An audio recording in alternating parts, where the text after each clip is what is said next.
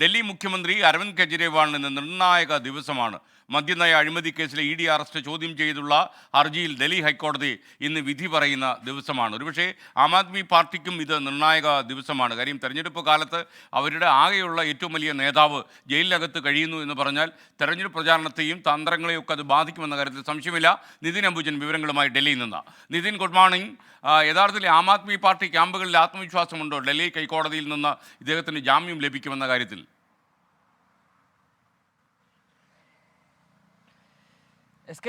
Very good morning. Sanjay സിംഗിന് ജാമ്യം ലഭിച്ചൊരു പശ്ചാത്തലത്തിൽ എന്തായാലും ആം ആദ്മി ക്യാമ്പ് വലിയ പ്രതീക്ഷയിലാണ്. കാരണം ലോക്സഭാ തെരഞ്ഞെടുപ്പ് അടുത്തിരിക്കെ പാർട്ടിയുടെ ഏറ്റവും പ്രധാനപ്പെട്ട നേതാവ് അരവിന്ദ് കെജ്രിവാളിന് ഇന്ന് ജാമ്യം ലഭിക്കുന്ന പ്രതീക്ഷയിലാണ് ഇന്നിപ്പോൾ ആം ആദ്മി ക്യാമ്പ് ഉള്ളത്. പക്ഷേ അത് എത്രത്തോളം നടക്കുമെന്നത് എന്തായാലും കോടതി വിധി വരെ നമുക്ക് കാത്തിരിക്കേണ്ടി വരും.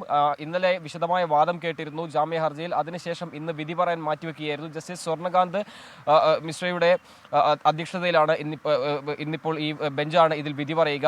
എന്തായാലും വലിയ പ്രതീക്ഷയിലാണ് ഇന്നിപ്പോൾ ആം ആദ്മി പാർട്ടി നേതൃത്വം കാണുന്നത്. കാരണം ഇത് യാതൊരു അടിസ്ഥാനവുമില്ലാത്ത കേസാണ്. ഒരു തെളിവുകളോ അല്ലെങ്കിൽ ഒരു അന്വേഷണവും നടത്താതെയാണ് അരവിന്ദ് കെജ്രിവാളിനെ അറസ്റ്റ് ചെയ്തിരിക്കുന്നത്. അതുകൊണ്ട് തന്നെ ജാമ്യം നൽകണമെന്നൊരു ആവശ്യമാണ് അരവിന്ദ് കെജ്രിവാളിന് വേണ്ടി ഹാജരായ മുതിർന്ന അഭിഭാഷകൻ അഭിഷേക് മനു സിംഗ്വി വ്യക്തമാക്കിയത്. അതേസമയം തന്നെ ഒരു ആം ആദ്മി പാർട്ടി കേവലം ഒരു സംഘടനയല്ല, വ്യക്തികൾ കേന്ദ്രീകരിച്ച ഒരു കൂട്ടായ്മയാണ്. അതുകൊണ്ട് തന്നെ ഇതിൽ നടന്ന അഴിമതിക്ക് അരവിന്ദ് കെജ്രിവാളിന് കൃത്യമായ പങ്കുണ്ടെന്ന ശക്തമായ വാദങ്ങൾ തന്നെ ഇന്നലെ ഇ ഡിക്ക് വേണ്ടി ഹാജരായ additional solicitor general S V Raju മുന്നോട്ട് വെച്ച വാദം ഇതെല്ലാം തന്നെ അംഗീകരിച്ചുകൊണ്ട് എന്താണ് ഇന്നത്തെ കോടതി വിധി എന്ന് ഉറ്റുനോക്കുകയാണ്.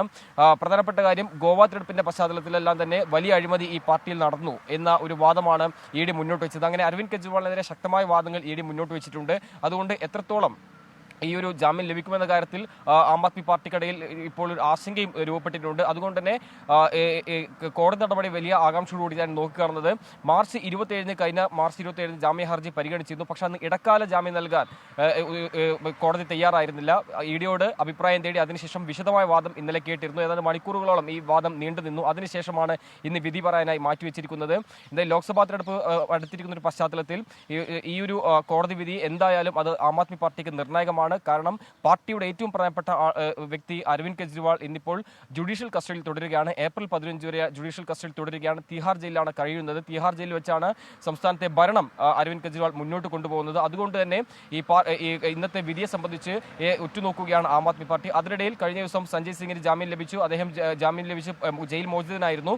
അപ്പോഴും അദ്ദേഹം വ്യക്തമാക്കിയ ഒരു കാര്യം, ഇ ഡിയെ സംബന്ധിച്ചാണെങ്കിൽ ഇത് യാതൊരു തെളിവുകളും ഇതുവരെ കണ്ടെത്താൻ കഴിഞ്ഞിട്ടില്ല. പണങ്ങൾ കള്ളപ്പണത്തെ സംബന്ധിച്ച് ഇതുവരെ യാതൊരു തെളിവും കണ്ടെത്താൻ സാധിച്ചില്ല. അതുകൊണ്ട് തന്നെ ഇത് ഒരു പൊളിറ്റിക്കൽ അജണ്ട എന്ന നിലയിൽ തന്നെയാണ് ഇതിനെ ആം ആദ്മി പാർട്ടി ഇപ്പോൾ പ്രചരണായുധമാക്കുന്നത്. ലോക്സഭാ തെരഞ്ഞെടുപ്പിന്റെ പശ്ചാത്തലത്തിൽ വരുന്ന ദിവസങ്ങളടക്കം പ്രചരണത്തിനടക്കം സഞ്ജയ് സിംഗിനെ രംഗത്തിറക്കാൻ ആലോചിക്കുന്നുണ്ട്.